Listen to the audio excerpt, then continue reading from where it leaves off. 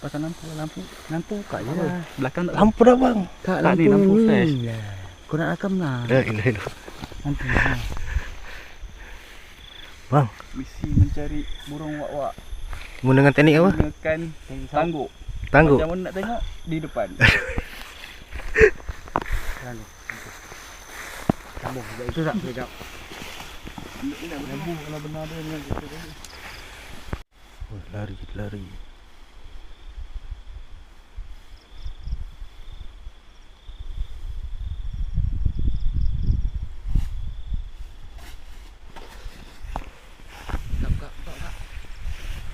Nah, begini dah cari. Okey.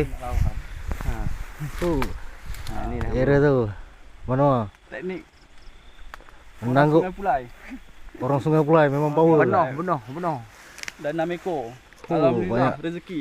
Oh, banyak terbaik bos.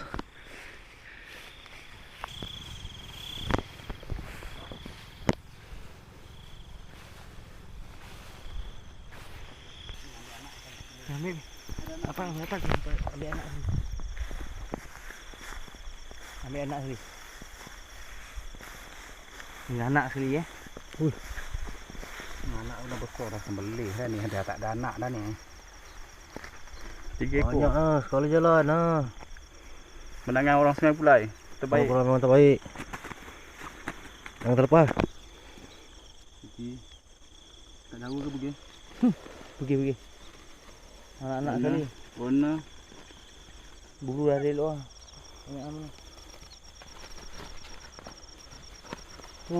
sekali serkup 3. Cukup 3 bos. Saya tak percaya. Jangan marah. Hasil hari ni semalam kurang merangsangkan. Alhamdulillah. Hari ni terbaik. Tu. Semalam 3 Tu, ekor je. tengok. Berapa ribu dah ni?